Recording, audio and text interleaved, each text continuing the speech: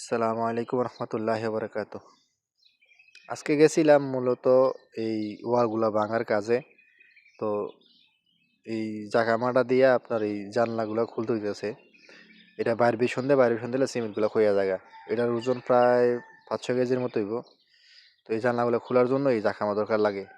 তো ফুলের ভাঙার জন্য আরেকটা জাকামা সিট আরো বড়। তো এই উপরে মারতে গেলে মনে হচ্ছে চোখের দিকে সিটটা মিটা পড়ে, এগুলা খুব রিক্স।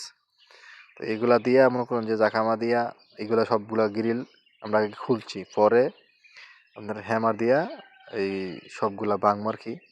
অবশ্য একটা ভিডিওতে ওই ভিডিওতে দেখতে পারবেন কিভাবে আমরা এইগুলা ওয়ালগুলা ভাঙছি আর কি। এগুলো হচ্ছে হার্ড পরিশ্রমের কাজ। এগুলা মনে করুন যে অনেক পরিশ্রম। একটা জানালা খুলতে প্রায় 5-6 মিনিটের উপর লাগিয়ে যায় আর কি। এটা অনেক আগের বিল্ডিং, প্রায় 40-50 বছর এটার বয়সী বিল্ডিংটা যেটা আমরা ভাঙছি। অনেক শক্ত, এটা অনেক কষ্ট হয়েছে খুলতে। তো এই যে এইভাবে বাড়ি দিলে পরে লাস্টে এগুলো মনে করেন যে খুইলা ফালাই দেয়, পরে এগুলো সৌদি আইসে আবার নিয়ে গেছে।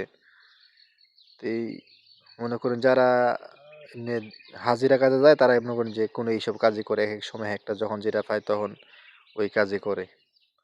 এছাড়া আর মনে করেন যে ইয়া নাই আর কি। কারণ বর্তমানে সৌদির পরিস্থিতি বহুত খারাপ, কাজ পাওয়াটা অনেক টাফ। এগুলো হচ্ছে হাট পরিশ্রমের কাজ। যদিও যে যে হাজিরে আমরা কাজ করি বা করতে যাই, ওই হাজির অনুসারে আমাদের পোষায় না, তারপরেও করতে হয়, কারণ কিনা কাজ নাই বর্তমানে সৌদি আরবের মধ্যে। এটারে খুললাম আর কি, প্রায় 5-6 মিনিটের মতো সময় লাগছে এটারে খুলতে। অনেক পরিশ্রম হয়েছে এটারে খুলতে।